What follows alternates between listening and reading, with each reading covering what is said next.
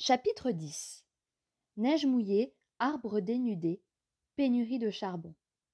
Le ciel d'hiver était en permanence voilé de gris. Toute joie avait disparu de leur vie. Une nouvelle voisine s'était installée dans l'immeuble, une chrétienne mariée avec un juif. Elle s'appelait Maya Gutschmidt et avait un faible pour Gaby. Elle aimait aussi beaucoup Anna et lui disait toujours très gentiment bonjour lorsqu'elle la croisait dans le jardin. Sans moyen de transport, le rendez-vous chez le dentiste était devenu un calvaire. Si Anna n'avait pas porté un appareil qu'il fallait faire vérifier régulièrement, elle n'y serait plus allée du tout. Elle partait après les cours et devait marcher longtemps vers le sud. Lorsqu'elle arrivait, le dentiste, un chrétien compatissant, lui offrait quelque chose à boire. Elle avait souvent fait ce trajet interminable avec Anne Frank, qui se faisait également soigner chez lui. Quand elle en sortait, il faisait déjà noir parce que la nuit tombait tôt en hiver. Le retour à pied était encore pire que l'aller. Elle rentrait chez elle gelée et terrifiée. Un jour, on frappa à leur porte le coup tant redouté. Des soldats passaient dans toutes les maisons, tandis que des haut-parleurs fixés sur des camions intimaient aux Juifs l'ordre de quitter immédiatement leurs appartements pour se rassembler dans la rue.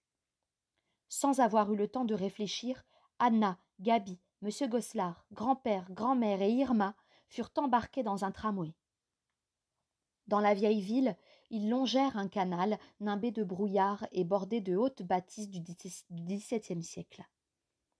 Les étroites maisons à pignons s'appuyaient à l'aveuglette l'une contre l'autre.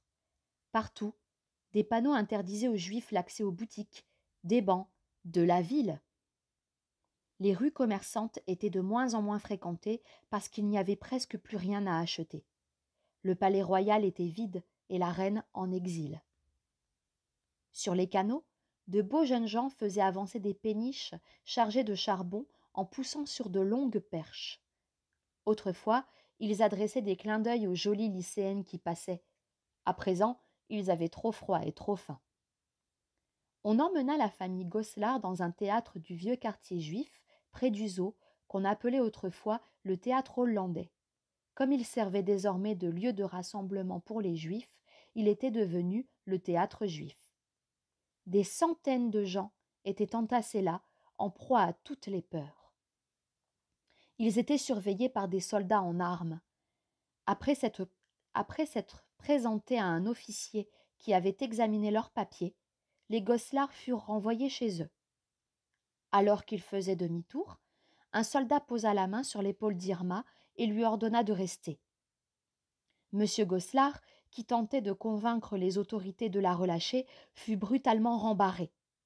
Irma pleurait et suppliait, mais on la força à rejoindre un groupe de prisonniers. Elle portait la robe que la mère de Anna lui avait offerte pour Hanouka. Elle ignorait que c'était un cadeau de madame Gosselin. Tous les ans, madame Gosselin envoyait Irma chez la couturière. Celle-ci lui montrait une robe en lui disant que c'était justement sa taille. Elle la lui donnait en expliquant qu'il y avait une erreur de commande et qu'Irma pouvait la prendre. Comme Irma était simplette, elle n'avait jamais compris la ruse. Elle avait beau être simplette, il était clair, à voir l'expression de son visage, qu'elle savait exactement ce qui était en train de lui arriver. Après Pâques 1943, Anna cessa d'aller à l'école. Elle n'avait que 14 ans, mais il fallait qu'elle s'occupe de Gaby. Son père lui montra comment assumer les tâches de sa mère à la cuisine, comment allumer les bougies pour le Shabbat. La famille vivait dans la crainte de l'avenir. Ils n'avaient pas un sou et pas grand-chose à manger. Mais au moins, ils étaient ensemble. Le 20 juin 1943, avant le lever du jour, on cogna à leur porte. Puis, on appuya avec assistance sur la sonnette. « Il y a des Juifs ici !» cria une voix en allemand. « Oui, » répondit M. Gosselin dans la même langue. « Il y a des Juifs ici. »« Vous avez 20 minutes. Vous n'avez droit d'emporter que 20 kilos de bagages. Descendez dans la rue et dépêchez-vous, » ordonna le soldat nazi. Il alla taper à la porte voisine, là où vivaient les grands-parents de Anna. « Il y a des Juifs ici !» Cela faisait des mois que le sac à dos de Anna était bouclé. Elle l'avait préparée elle-même, puisqu'elle n'avait plus de mère et que la mère d'Anne, qu'il n'aurait pas laissé tomber, avait disparu, elle aussi. La mère de San l'avait juste aidée à emballer des objets de première nécessité pour une fille en pleine croissance. Anna était au bord de l'évanouissement. Sur la table, il y avait son album de coupures de journaux, ainsi que ses livres d'études hébraïques et le porte-document de son père. Les jouets de Gabi traînaient par terre, les livres de classe étaient rangés sur l'étagère. La chambre ressemblait à celle d'Anne lorsque celle-ci s'était enfuie, la chambre de quelqu'un qui va revenir d'un instant à l'autre. Dans la rue, les ponts avaient été relevés. Tout le quartier était cerné par des soldats en armes. Il y avait des files de camions et de motocyclettes. Anna, son père, Gabi et les grands-parents se serraient les uns contre les autres. Anna avait les jambes tremblantes et le cœur qui cognait. De plus en plus de gens se rassemblaient. On aurait dit que tous les Juifs habitant les quartiers sud d'Amsterdam se retrouvaient là, forcés à se mettre en rang. Ils étaient des centaines, des familles entières, des vieux, des malades, des gens isolés dont les parents avaient déjà été emmenés. Chacun avec son sac ou sa valise était en proie à une terreur sans nom. Un petit garçon, blême, était tellement terrifié que ses parents devaient le soutenir. La nouvelle voisine, Maya Gutschmidt, se précipita vers eux, un manteau posé sur les épaules par-dessus sa chemise de nuit. Elle implora à un soldat. « Puis-je prendre avec moi cette petite fille qui s'appelle Gabi ?»« Vous n'avez pas honte !»